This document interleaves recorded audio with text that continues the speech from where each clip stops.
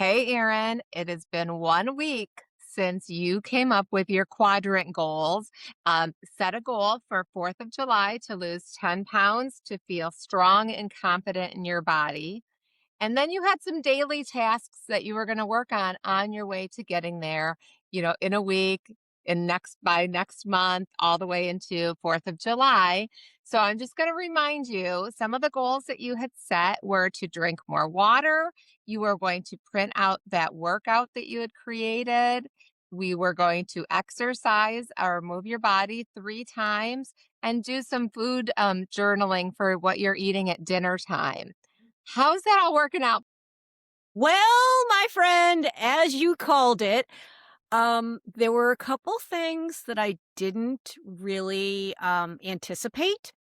One of them was after I got off recording with you, I went over to print up my ChatGPT exercise plan. And when you know, my printer jammed and ran out of ink at the same time. I was like, mm. So Yeah. one of those pothole moments. It was like, okay, fine. I can't print it. I can look it off my phone. Fine. No big deal. The second thing that kind of got in my way was my dog had surgery the following day and had all kinds of issues afterwards where she ended up back in the hospital having a second surgery and with 2 dogs and stitches and what and Yeah. it was a whole lot. So it really threw a wrench into what I was thinking. However, I did pretty well stick to my goals, which were drinking more water. Um, 3 days, I think I drank 2 more bottles of water. The other ones I Okay. did not. I did track all 4 dinners, so that Nice. was good. Um, and my goal for this week was to lose point 0.6. As expected, I had a loss, and it was a little bit bigger because it was the first one really getting back. So I did lose 1.1 pounds this week. So Great job. Great job. we all know that's that little bit of water that first week. I don't expect to be seeing that number next week. That's okay.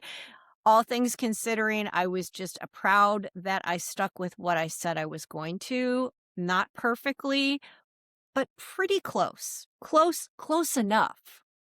Absolutely. And I think this is why we are kind of coming back to this topic, in just a short snippet. When we set those quadrant goals, life is going to continue to life. We were not Yes. expecting that, your dog, the poor Lily was going to need surgery. You were not expecting to need more ink or that your printer would have a malfunction. Those are the things that life just continues to throw curveballs at us. It's what we do next that's so important. And so sometimes when you can look back at your week and say, all right, I got 2 days of extra water in, pause for a minute and really think, how come? Like, what helped you get that extra water in so that you know what to repeat?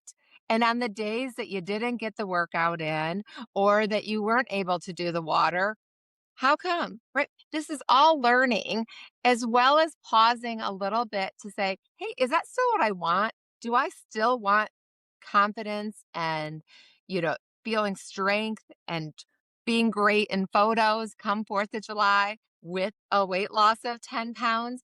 If not, then we readjust all 4 quadrants.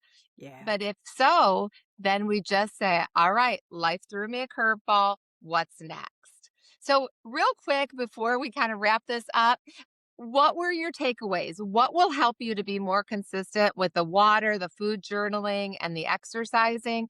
Or do you know, is there something that you can control that got in your way? Because you can't control the printer and we can't control the dog needing multiple surgeries, but you still found a way to manage how to do the workouts even without the printout.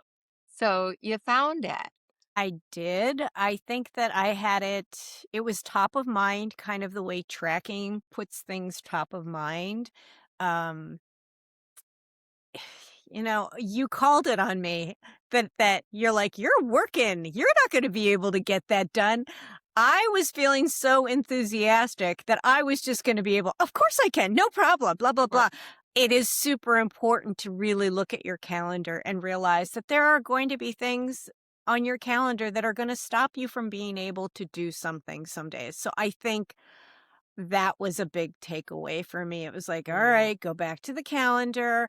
Um, Writing it down on my to-do list, on the back of my to-do list, I did the quadrants and I wrote it down on the back page of my paper. So writing down each day those things, I think it made it me be aware of it. It was like I was mentally and physically committing. And, the other thing is I've outed myself. I Yeah, have that I helps. we're in 12 countries and 22 states in the US. It's like, I don't know who you are, but I hope you're enjoying the fact that uh I'm learning even though I've been at this a while and there's certain things that maybe I should know better, but it's that human factor, as we all are. Absolutely. Continue to lean into what's working and identify what's not working, which will lead us right into this week's episode of identifying our potholes when it comes to our health. Stop slamming into those potholes. So for now, we'll just leave it at this. Do you have any commitments this week now that you've kind of outed yourself and saw that it helped? What can you do this week? I'm gonna keep doing what I'm doing. I think I don't really feel like I need to do anything major yet. I probably will as I progress, but at this moment, I think I'm going to ride this this wave for as long as I can until I realize I'm like, oop, now my body says it's time to change it up. So really just focusing on the tracking because it made me aware of like Aaron, just because you're feeling upset about the dog doesn't mean you need to eat potato chips. So, Ooh, yeah, amen. Yeah, that's deep. That's a good one, that yeah. circumstances don't change just because you're, eating. I love that quote, "When you want something bad enough, you find a way, and when you don't, you find your excuse." And right So true. now, I think that you are on your way. And so keep up the good work. I can't wait to check back in with you. And remember, as always, listeners, you are more than a number on a scale. And that's why we're here to empower you to live a life beyond it. Thanks. Yay. I'm Jen. And I'm Erin. We'll see you Stay next tuned time. next week. Bye bye.